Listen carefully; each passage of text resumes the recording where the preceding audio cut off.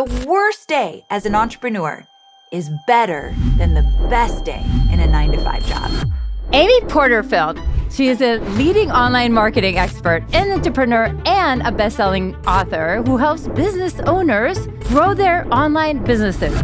Why would I ever have thought to become an entrepreneur? I had a lot of corporate jobs and I loved climbing the corporate ladder. Like, I'm an ambitious woman and I like to win. I worked for Harley Davidson in marketing to working with Tony Robbins for 7 years. And I got to a point that I thought, I don't want anyone telling me what to do ever again. And then I eventually said, I'm going out on my own. Sometimes the decision to say no or to close a door makes zero sense, but in your gut, you know that it's the right way to go, even though it's so scary and you kind of want to throw up when you do it. Listen to that knowing, because our gut doesn't lie. Amy, how did you manage to build such an incredible empire? I think that... So I looked at your career, and it's so interesting because your early life, kind of like your childhood, played a pretty big role in shaping kind of who you are today. Take us back in time for a second to how you grew up and what influenced like this entrepreneurial mindset that you have today. You know, I used to say that I had no example of an entrepreneur growing up. My dad was a firefighter, blue collar to the bone. He also had a side job because firefighters typically have a lot of time off. So he did heating and air conditioning, also blue collar. My mom stayed home with my sister and I. And so I always look back like, why would I ever have thought to become an entrepreneur?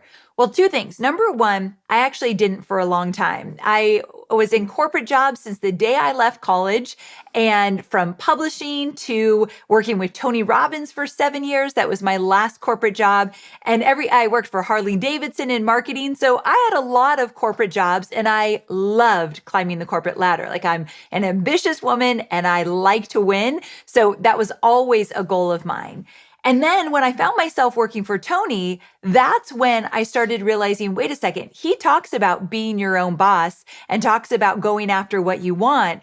And that must have just started to really rub off on me. However, If I go back to the days I used to play Barbies on the floor with my sister, I remember so distinctly now my dad saying, find a way to be your own boss. We had no idea what he was talking about. We were very young. He wasn't his own boss, but he kept saying, find a way to be your own boss. And that must have just somehow seeped into me, because when I became my own boss, I realized, oh my gosh, my dad has been saying it since I was very young. So that's essentially how it went. But it was never a dream of mine. It was never a goal until very later when I turned 30. Incredible. And I love that. And so, but take me back in time. How did you land that? I mean, you've been in Harley Davidson and then you landed Tony Robbins. How did you land it? Like, I think one of the things that a lot of our audience is like, how do you get these dream opportunities? You know, like, how did you land this? Do you remember? You know, for Harley Davidson, it was at a dealership level. So I marketed for several dealerships in a town that I lived in.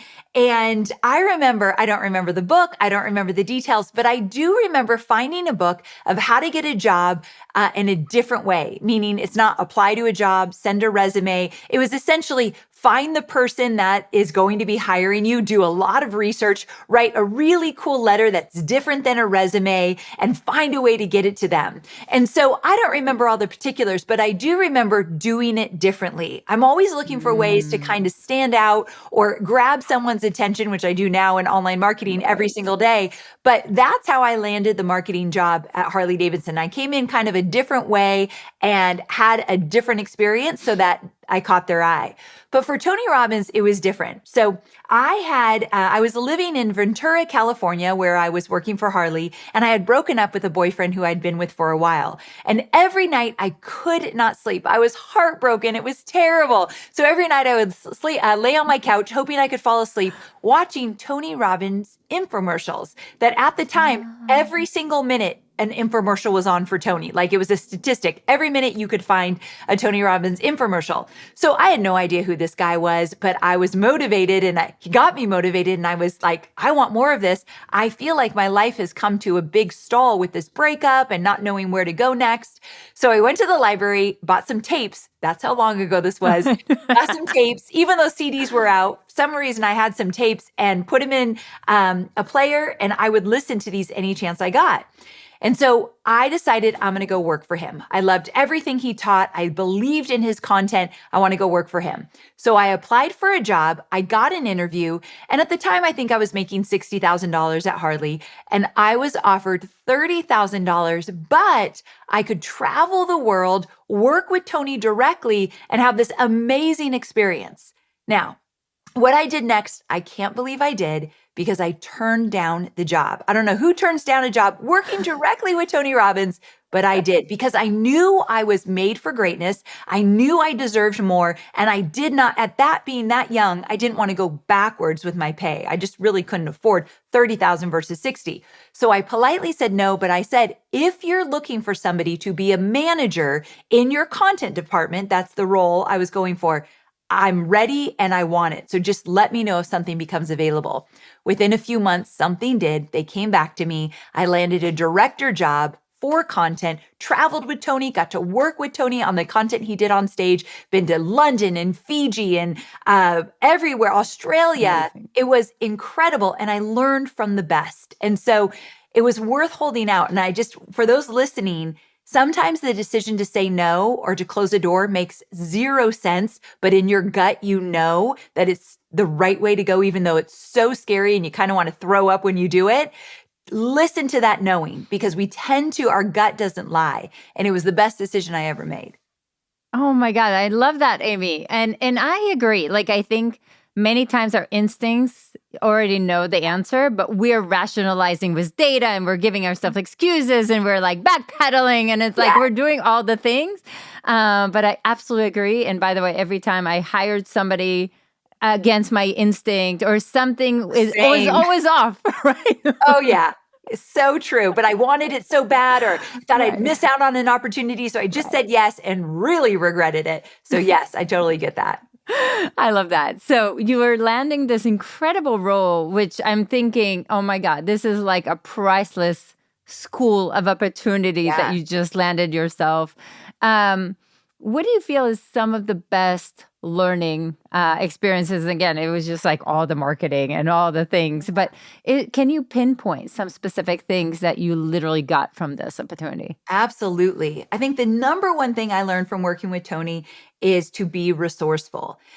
Everything, every idea that came our way, everything that he wanted to do, we always figured out a way. And I don't mean by throwing a bunch of money to it. We had to stay within budget, but there was always a way, someone you could call, some way to do it differently to get that yes. So resourcefulness is one of my biggest strengths, and I learned it directly from Tony. Never take no for an answer.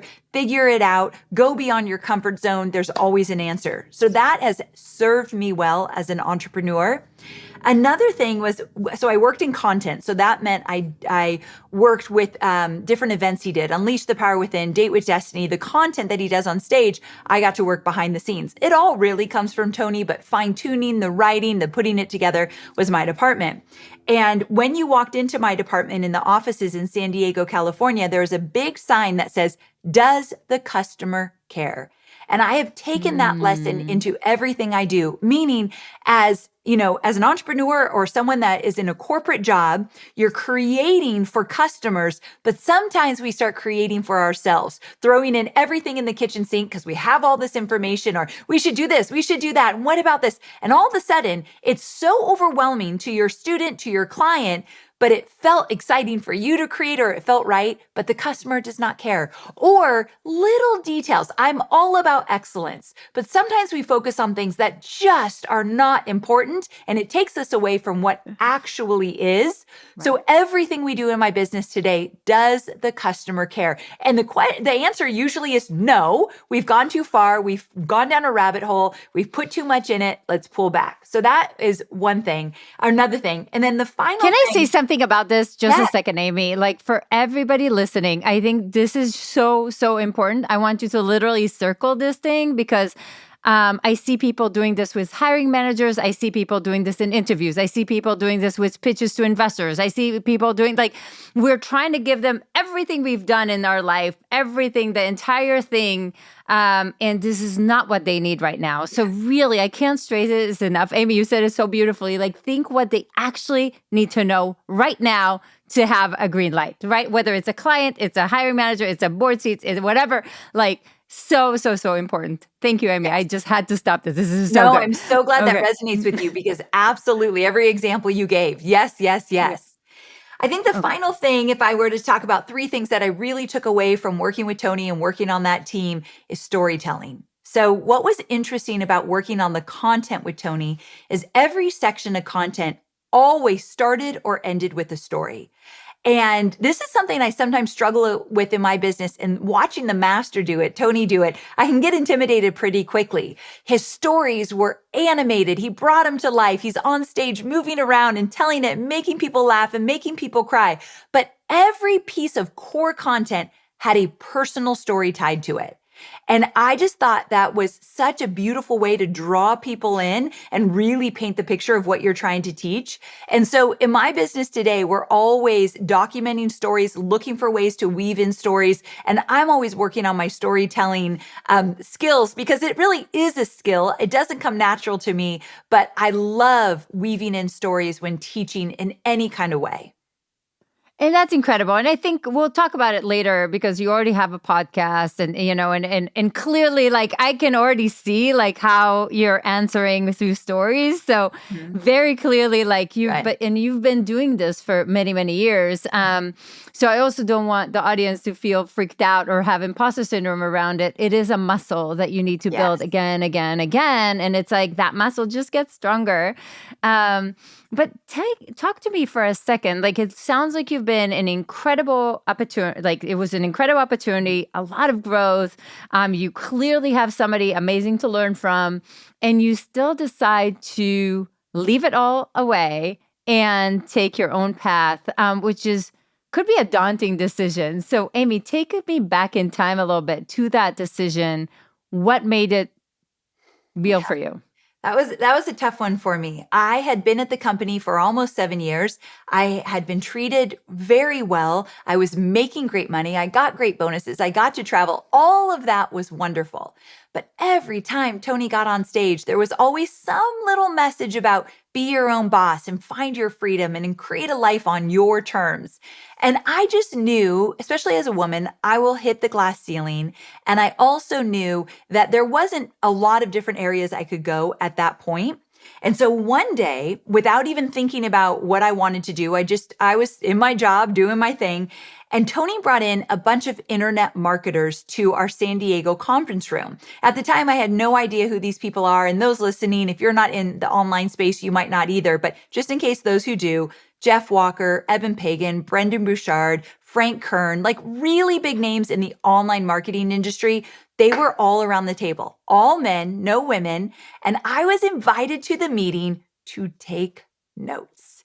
So I didn't even sit at the main table. I was a director in the business, but we do everything in those roles. So I was brought in, and I'm so glad I was. I sat at the side table and I took notes. I took the worst notes of my life because I was entranced with what these men were talking about. So Tony was getting more into the digital course space, the online marketing space, selling programs online. And he wanted to hear about what these masters who were selling digital courses and memberships, what they were doing. Because I love how Tony, he learns by asking other people, what are you doing? What does that look like? And then he does it way better.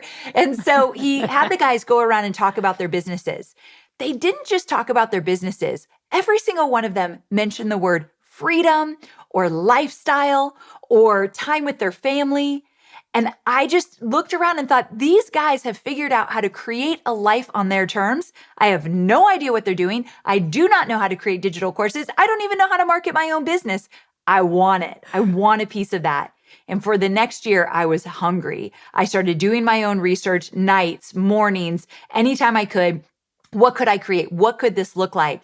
And about a year after that fateful meeting, I left Tony Robbins for the very last time. I remember it like it was yesterday. I had this little white car stacked up with boxes, leaving the San Diego offices, and the song Here Comes the Sun came on the radio. And I thought, it's a sign. It's a sign. So that was basically how it all came about. Oh my God, Amy. And and you jump into this thing, but it's a completely new world. Landing the first clients is freaking scary. Oh, Take us back there a little bit because I've been there, right? And it's like that move is like in the first clients, and you have this like constant imposter syndrome. And can I do it? And what am I selling? Like, tell me a little bit. What was it for you, Amy? I want to pause for a quick second. When I was talking about my success and leaving my 9 to 5 job in a different interview, one of the women said to me, I was telling her about all the different things, what we're talking about, what I did to create my own business. And she said, well, working for Tony Robbins obviously helped you, kind of like taking away my Right. skill and my knowledge, but saying you work for Tony, so that opened doors for you. And it possibly could have, but I want to just point out, I work for Tony Robbins, but I still had imposter syndrome. I still had zero confidence in doing this on my own. And I doubted every single decision I made. And so I had to figure that out as I went. So I love this question. It was the most terrifying decision I've ever made in my life. And the day I left, I thought it would be easy. I genuinely thought I would work less hours. You see the people on the beach with their laptop saying like freedom. That's what freedom looks 4 hour like. work week. 4 Let's hour go. work week. Yeah, that was not my reality at all. I've never worked so many hours in my life the first years of leaving my last corporate job. And every single thing I did, I doubted it. And I felt like a fraud for a really long time because I had no idea what this landscape looked like. So every emotion you could think of, I had. And I love your, like your realness about it, because I think that we are living a little bit in an era of 4 hour work week and freedom, and, you can live life on your terms. And the truth is, it is kind of true. Like I'm kind of doing my own thing, and I'm still working 20 hours a day. It's hard. Yeah. Right. So So true. there's a little bit of that. But I think another element that I think is really, really important is that what you said about the Tony Robbins, is this an advantage? And I think when you actually look at every single person, their zone of genius, their story, you all have an advantage. You just need to find it. So I think, yes, I mean, my military experience, I'd never talked about it, but it actually an advantage. I just didn't realize it, right? So I think there's a little bit of like, do we actually know how to look for those advantages Yeah. that actually open the doors, right? And start telling the stories, right? And the storytelling. So I love that. So you're building this business, and again, like $100 million Sorry. Like, how incredible is that? And I'm not supposed to swear in this show, but that's incredible. But you also talk openly about like anxiety and depression, Yeah. and I'm really honest about it. I don't think everybody is meant to be an entrepreneur. Like, I think it's Oh, the yeah. hardest thing ever. And I think if you're happy in a corporate job, freaking enjoy it. Yes, Right? absolutely. Yes. And find your happy there. But depression and anxiety have been a very big central theme in my life for a very long time. So since I was very young, I didn't know it was depression until I got to college. My parents had just divorced after 25 years. I really struggled with that. I went to a doctor because I couldn't stop crying. I didn't know what was going on. And for those that know depression, you'll likely know a black cloud is over you even when you don't have a reason to be sad. Like, my life is great. I'm in college. I've got this great boyfriend. What's the problem? Black cloud. And so starting in college, I've been on and off depression medicine for a very long time. I didn't have anxiety, never felt that, never knew what it was at the time, but depression followed me until about 2 years ago. 2 years ago, I met a doctor and he was giving me an IV for energy. It was right after I had gotten COVID. We got an IV to just feel better. And while I was sitting there, he talked to me about what he did, which was ketamine treatments. And I can't believe I'm even talking about this because when it happened, I was like, I'm never telling anyone this. I've never gotten high. I was never been into drugs, no judgment, just wasn't me. But here this doctor is saying ketamine, which is also a drug people give someone like on a date to knock them out. So that's kind of scary. But they found that using ketamine on soldiers that had PTSD, I right, know. eliminated some anxiety and depression, like severely. So he told me this. I, of course, went home, did the studies, and thought, Nothing has ever worked for me, and I can't feel like this every single day. Days I didn't want to get out of bed, and I'm running a business now with 20 people on my team. There's just no way this is going to serve me. And it got really bad in 2021. And so I did it. I did a ketamine protocol. It was over, I think, 6 weeks, and I had to go into his office twice a week. I did this. You kind of feel high when you do it, and you stay there till you feel good. I always had my husband drive me home, but I did this for 6 weeks. And after that, boom, it was gone. And I can't Incredible. even believe that. I'm not suggesting anyone do it. Talk to your doctor. However, it changed my life. And now, every 6 months, I might feel a little of that black cloud, and I go in for what is called a tune-up, and it's gone again. So without Amazing. talking about anxiety yet, the depression part, that is what I did, and it changed my life. Oh my God. And I love that story, Amy. First of all, I personally had PTSD. Okay, so So you I get it. came to the US. I get it very well. And I came to the US because of PTSD. My entire country is probably in PTSD right now. But I think, what you're sharing, I think is just so, so, so true, because I think there's a little bit of, almost like we're not supposed to talk about anything mental, Yeah. anything that is going wrong. You're always supposed to be bright and sunny, and everything is pink and purple. So first of all, I thank you for sharing that. To me, this is so important. And I have to touch this for a second, because entrepreneurship for me, is, one of the biggest roller coasters for sure in my life. And I think even as an investor, one of the things that we understand is that the biggest problem is to invest in people that once the down comes, that near-death experience is going to take it down. Like, they're just never going to be able to continue in that. It feels like literally near-death experience. So, Amy, how did you manage to build such an incredible empire, with this? I've never been asked this question, and I love this question. It's kind of amazing what we can do even at our lowest points, even when we're not our very best. And I think for me, I wanted it so bad. We talk about freedom, and sometimes entrepreneurship looks nothing like freedom, but there you are building a life on your terms, like you said. And I wanted that more than anything. I had worked in corporate since I was 30. I grew up with a really strict father telling me what to do, and it was his way or the highway. I just thought that's how life was. Then I get into all these corporate jobs, and typically it was a man I was working for telling me what to do, their way or the highway. And I got to a point that I thought, I don't want anyone telling me what to do ever again. Like, I just hit that point, and I knew that I wanted freedom. I wanted to work when I wanted, where I wanted, and how I wanted, and I did not want to be told what to do.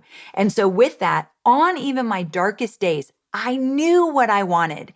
And I know that I'm speaking to an audience right now that many of you do not want to leave your corporate jobs. You're on your way up the ladder. You love it. And believe me, I loved that. So I get that. But also just thinking about, what is it for you that you just won't stand for? Whether you're staying in a corporate job or build your own business, what is it for you? Why do you do what you do? What are your values? Getting really clear on that, even on your darkest days, they peek through. Those values, those desires peek through. And I think for me, it absolutely did. And then one more thing. I have a really supportive husband. I joke, my husband, so long story short, I met my husband at Tony Robbins because I had a really good girlfriend that was head of HR, and I would go into her office all the time, and she had a little picture of her husband on her desk. And I used to very inappropriately say, your husband is so hot. Like, he is a good looking guy. And she would laugh. And then about a year after I met her and we were very good friends, they got a divorce. And about 6 months after that, she called me up and said, I want to set you up with my ex-husband. And so I married one of my very best friends' ex-husband, and the three of us raised their child, who was 4 at the time. The three of us parented Cade, who I call my son, and it's been an incredible experience. I'm very, very lucky. But I bring that up to say, I think divorced men are great to marry because they've been through a lot. They never want to go through that again, and they try even harder. So it's a little joke, but very true as well. But I have a husband that cares deeply about my success, and he was by my side every step of the way. And that's another thing. Having someone in your court, a mom, a dad, a friend, a sister, a brother, a spouse, it means everything. So you got to find your person that's going to pick you up and push you out when it just isn't working for you. Right. And to me, that's so important. And the other thing that I will say, and I do, I do want to eventually talk just a little bit about kind of how we build online courses, but in a second, because I truly believe that no matter what, even if somebody is in corporate, in today's world, we all have portfolio careers. Mm-hmm. And the more you understand the notion of portfolio careers and actually creating these ripple effects for yourself, for your reputation, for your safety net, for ageism, for, whatever, like the more you see it, the more you can really create, life on your terms, even if it is in corporate, but then you start expanding.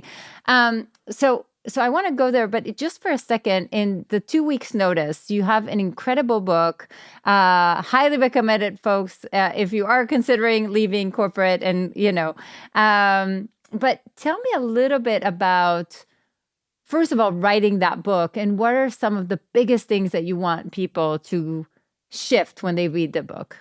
Okay, for those who are wanting to leave a 9-to-5 / corporate job and do their own thing, there's something I really believe, but anyone thinking they love their job, they want to stay in their 9-to-5, I want them to have earmuffs because this is not for you. It's for someone that has a desire to do their own thing. One of the things I talk about in the book, what is true for me and true for many of my students and peers, is that the best or the worst day as an entrepreneur, everything's not working. You've lost a bunch of money. Everything is falling apart. The worst day as an entrepreneur is better than the best day in a 9-to-5 job. And I believe that to my core. And the reason, this is only for those who want to leave, the reason for that is because it's on my terms. It might not always go my way, but at the end of the day, I get to make the decisions. And if you have that huge desire, I think knowing that is a way to kind of push you to explore a little bit more. So that's one of the core messages in that book. Another core message is this idea of life on your terms. And you're right, you could still have a life on your terms, whether you are in a job or you go out on your own when you get clear on what that looks like. And so pursuing that and going after that is so incredibly important for the value of your life and those of your family and friends. So important to have that really clear in your life. And then another thing, because the book is about how to quit your job and go after your 9-to-5, is how to do that. Like one of the core messages is, what does that transition look like? I didn't wake up one morning and think, I'm leaving my beautiful Tony Robbins job and starting my business tomorrow and everything's going to work. What I did is I said, okay, I'm going to take baby steps. First, I asked if I could work from home 2 days a week. The business was in a transition, and so I just went for it, and they said yes. Then I asked if I could go to 20 hours a week and work on just one main event with the content. They said yes. And then I eventually said, I'm going out on my own. Not until I had a few clients under my belt and had a little plan of what I was going to do. The plan fell out the window, and the first 2 years were a disaster, but at least I thought I had a plan. And so just that transition of what that looks like, we get into that in detail in the book as well. And I love that, Amy. Take us a little bit to some of these challenges, because I think it is really important to hear that. I think my hard moments as an entrepreneur are a lot harder than anything I've ever went through in corporate. But talk to me about some of these challenges, especially in the beginning. I think a lot of our folks really need to hear it, because I think sometimes it's like, oh, but I really posted this thing and the clients didn't come. Okay, I quit. I'm like, yeah, well, not quite. That's it takes a little more than that. I think that the first 2 years of entrepreneurship are brutal. I think they're really, really hard, because you just hit it on the head. You think that if someone told me to post 3 times a week and do XYZ and I did it and it's not working. I hear this from my own students. I teach list building. I teach course creation. I was on a live Q&A today and someone said, Amy, I followed exactly what you told me to do to a T and it didn't work. And I said, sometimes you got to stay in the game a little longer until it does, because I had the same exact experience. So one of the biggest challenges is thinking it's going to work faster than it does, and then making it mean something about you when it doesn't. I'm not cut out to be an entrepreneur. I think I said every day to my husband, I'm going to have to go grovel back for my Tony Robbins job. Like, I'm going to have to beg him to take me back. This is not working. And he's a former Navy SEAL, and there was this thing that they always say, just one more day, just one more day. And so he's like, just one more day, stick with it one more day. And every day he would say that. So it's much harder than you think. And that is part of the journey. So if you just understand it's going to be hard and it is part of the journey and it's not all supposed to work out in the beginning, that is something so important to know. Here's another one of the challenges one of the biggest challenges that I wish someone taught me that I was never taught, and then I learned later in my business, is when is enough enough? So as an entrepreneur, we do launches and we promote and we want clients, and it feels like we're always chasing our last goal. So if I made $10,000 on this launch, I want to make 20,000 on that. 20,000 leads to 50, 50 leads to 100,000. Like every single time, grow, build. And I did hit the $100 million mark. But there was a moment, I've never talked about this before. For what? For what?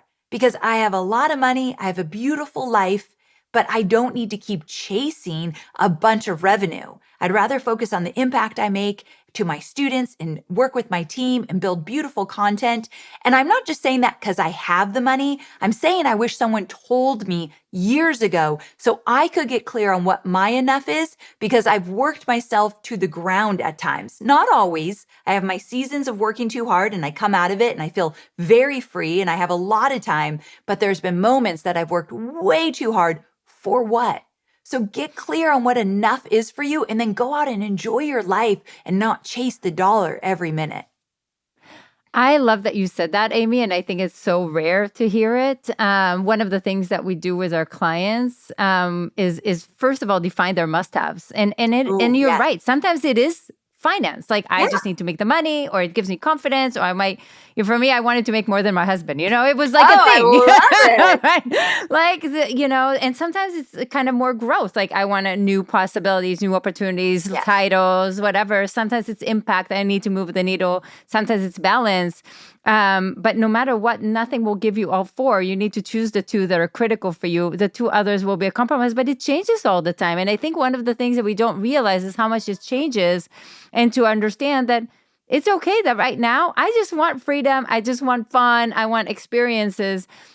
And I think you implemented it beautifully with your own team too. Yes. Yeah. So take us there for a second, because I think just understanding these must-haves, but also not letting society dictate the must-haves for you, I think is really, really important. That's such another point. I had a woman named Tara McMullen on my podcast, and she talked about what success looks like. And it's different for everybody. And she says, you think you should be doing something. You think you have to be doing something. This is the right way to do it. Says who? So like taking out all those constraints and what you think you should be doing, what ultimately serves you. And I love that message. And it's not a message that I was familiar with until recently in terms of what that could look like.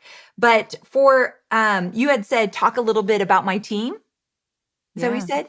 So the team, especially how you build it now with a little more balance, et cetera, I think it's super interesting. Yes. So today I'm 16 years in. So I have a team of 20 full-time employees all across the US. But if we go back many, many years, it took me at least 5, if not 7 years to hire my first full-time employee. So I had an assistant. She started at 5 hours a week. I was paranoid I couldn't pay her. Then she went to 10 and she became a central part of my business. But my first real money-making hire was a project manager in marketing. And she became my right hand, then became my CMO of my company and stayed with me for 7 years.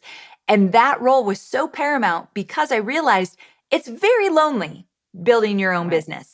And having a sidekick in the business that you ultimately trust and you can run ideas by, that was a game changer for me. So that was my first hire, but it was at least 5 years in. I'd used contractors, but didn't have any employees. And so, fast forward to where we are today. And one of the best perks that I've given my team is a 4-day work week. And so we work Monday through Thursday, regular 8-hour days, and we take off Friday, Saturday, and Sunday. Sometimes during a promotion, we'll work on a Friday, but the goal is for the majority of Fridays, we are not working. And selfishly, I wanted this for me. I just didn't want to work 5 days a week, But then I thought, I love my team so much. I can't possibly take the day off knowing everyone else is working. That just is not my personality. I'd love to say that I'm that girl. I cannot. And so I gave it to everyone. It was the best decision I made. And the year that we did it, we read a book called Shorter. So it's a great book. I highly recommend it. A lot of corporations are examples in this book, not entrepreneurs, but corporations, big businesses, small businesses. And one of the things in the book said, just experiment. So just do 90 days of 4-day work weeks and then reevaluate what worked, what didn't, where are we struggling. But the day I went to my leadership team, I thought I was going to be the best boss in the world.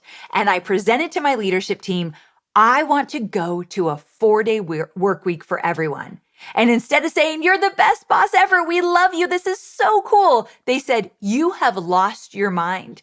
We can't get this much work done on 4 days. There's no way. And I was like, oh no, I thought this was the greatest thing ever. But I was convinced that we could figure this out. And so they all got on board with me. They all read the book. We figured it out. And I'm proud to say it's been at least 3 years that we've had a 4-day work week. Wow. And we did not lose money. I thought we'd lose money the first year. We absolutely did not.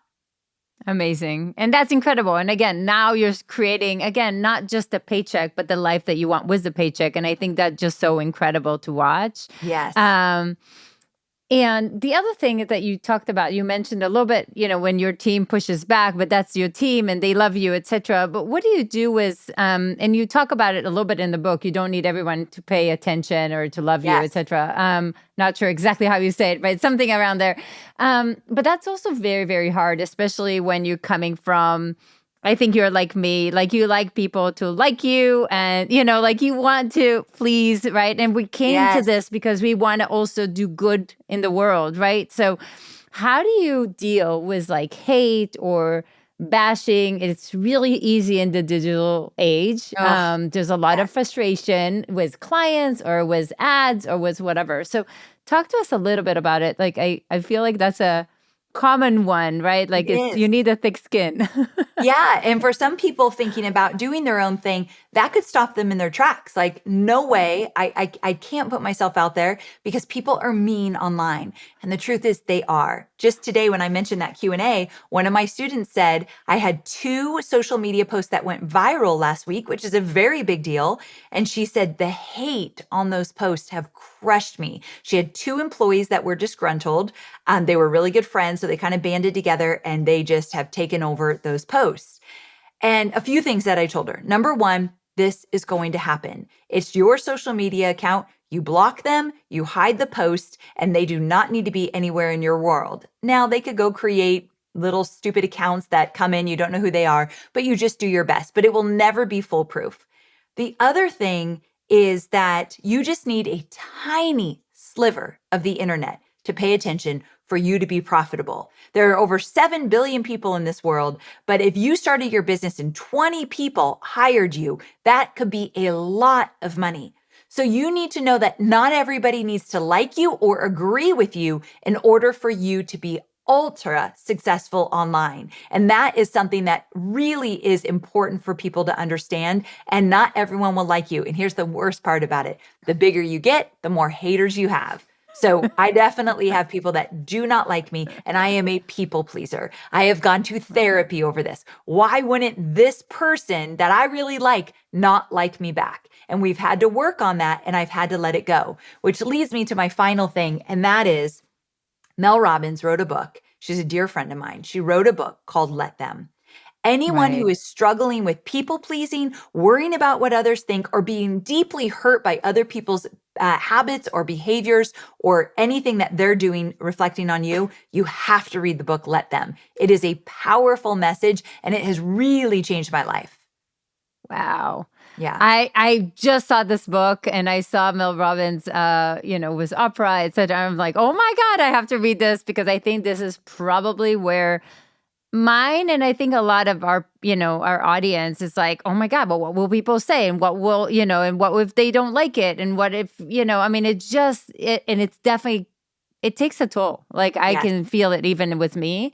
And it just starts to stack the evidence, right? And again, if you think you can't achieve it, you won't achieve it, right? So you're stacking the evidence of, see, now they hate me. Now is that going to Yes. work? Yes. That's so true. Like, I knew this would happen. You kind of manifested it. So yeah. Right. Totally. But yeah, and so talk to me a little bit, because there's also like, I mean, you're talking a little bit about the first few years and, getting the first clients, but also when you start scaling, that has its own challenges of, Yes. how do you scale, and fear of money, and what if I will go broke, and now the expenses are really big. Like, how do you cope with that? And did you need to go through some mindset exercises or imposter syndrome, self-doubt? I mean, they all come in when you're growing. I think that when you want to do big things in your life, whether it's quit your job and start your business or other big things, but stay in your job, one of the things that is absolutely necessary is to work on your mindset on a regular basis.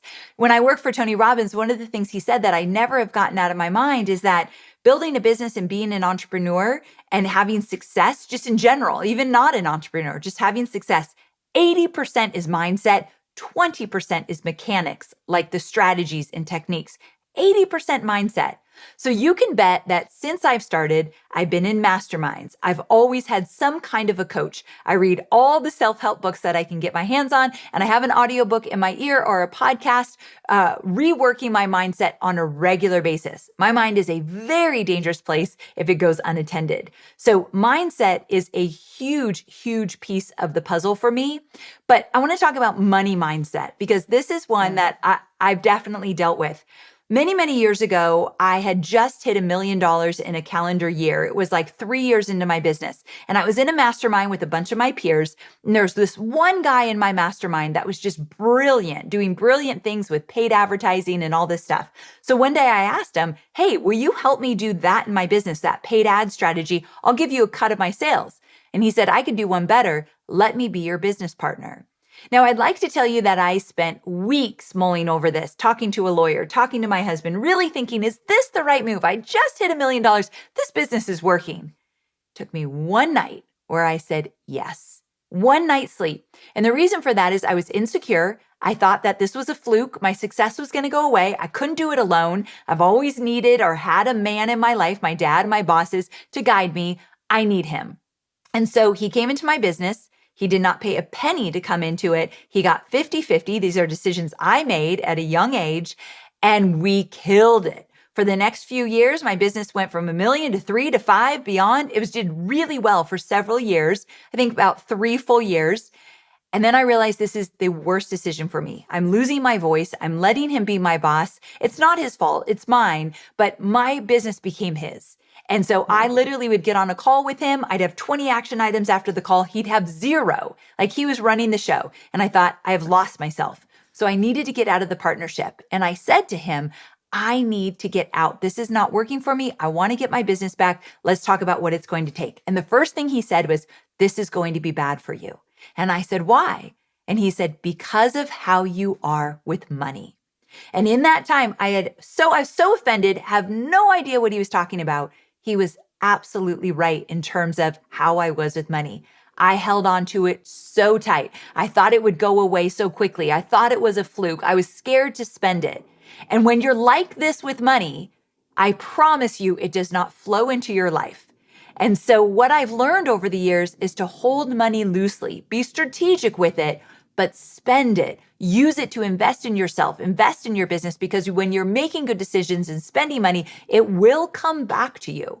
And so that was one thing I really needed to learn. Hold it more loosely, but strategically. And so I really struggled with money in the beginning, thinking I need to hold on to it as much as I can. And that did not serve me.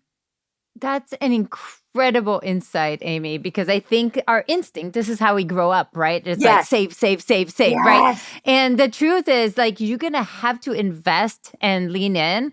And to some extent, what's really hard, and one of the things that I say to our clients, and I'm sure you felt it, is like, we move from deciding kind of if then else, like if I get this raise or if I get this promotion, then I can pay for this. But as a leader, you have to switch the order, right? Like I have to invest first and I'll see the ROI later. And that is probably the biggest muscle that takes to build, because it's like I pay for ads, I will see return only later. I'm going to hire people, I will see return later. And it's like nobody teaches you how to shift that priority, right? And that mindset. And I just love that. I love that you said this. I have a good friend who sold his business for over $100 million. Him and his wife started it from scratch. They exited with over $100 million. And his philosophy is buy the ticket. You want to go on that flight. You want to do this. You want to do that. I'll do it when, he says, buy the ticket. No. And I really do think that is a mindset of abundance, that more opportunities are going to come your way and you don't have to wait for it for a special time. So anyway, I love that. I love that way of thinking. Oh my God. I love that. So tell me, Amy, I mean, kind of, if somebody's listening to you, and maybe talk a little bit about what is this like online courses thing? Because some people have no clue what you're talking about. And again, some of them are our clients, so they've seen a little bit, but what is this online course thing? So what I do is I help people take their knowledge and know-how and turn that into a digital course that they can then sell over and over again. So for example, you work in a corporate job and you are really good at leadership. You are great at building leaders, fostering leaders, curating leaders, negotiating, all that good stuff a great leader does. You would take that knowledge and put it into a digital course to teach other people how to be a leader in your unique way. And then you would sell that course through webinars, boot camps, different strategies online, paid advertising to get it out there. So some people start their online business with a digital course. I essentially did. It was the first main moneymaker in my business. Other people just add a digital course to what they're already doing in their business as like a supplement. And some people just have a side hustle. They've got a course based on their expertise, and when they have time and energy, they sell it over, different times during the year. But the whole goal is one to many. What I knew I didn't want early on is to work one-on-one, because there's only one of me and there's only certain hours in the day. So if all I did was work one-on-one, I would definitely hit a cap in revenue. And so working one course, I created it one time to many people who could buy it. It opens the doors. And so I first created courses teaching social media marketing.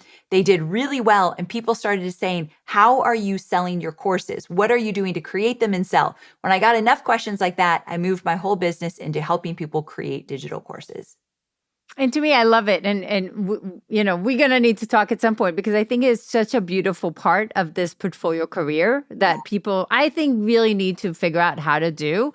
And there's a way to be really intentional, strategic about it. And once you do it the right way, it's not about throwing spaghetti on the wall and see what sticks. But if you do it in a strategic way, that will actually catapult your reputation, your personal brand, your public speaking, your revenue, it's just incredible to see, like, people zoom up the titles, people, create businesses, people, like, it's just amazing to see the impact of doing this right. So I just love that you're doing this. And again, it changed my life, like having this kind of a course. And, so, finally, like, for people who are listening, or what would be like an advice to your younger self, maybe, in terms of the mindset, or in terms of the, the doubts or the fears, or, talk to me a little bit about that. And we touched anxiety a little bit, which I think is like, so give us a little bit of advice.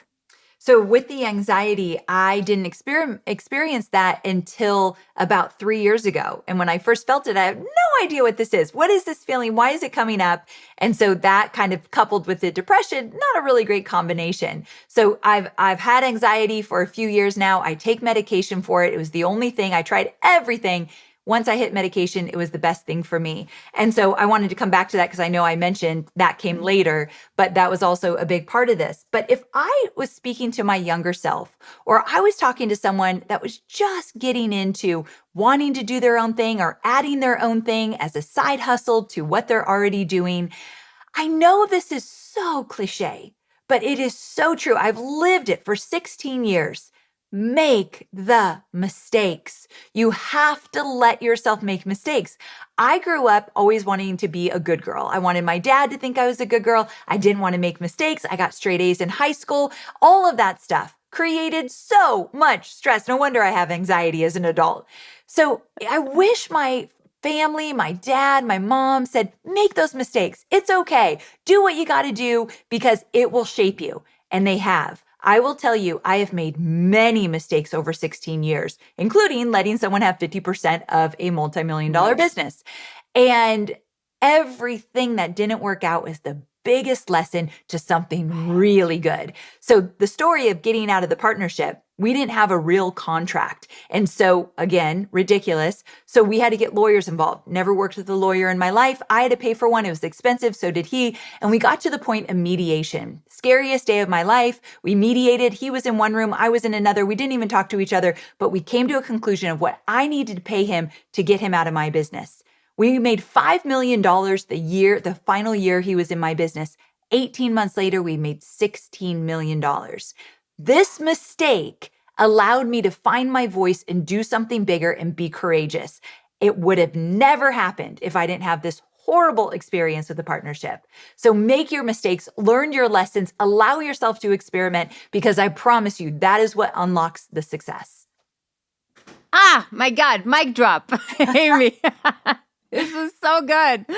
Oh my God, I love this story so much, Amy. Thank you. Thank you for sharing such a beautiful, with so much honesty and so much openness. And I'm just rooting for you so much. Like, it's just incredible to watch you. Thank you.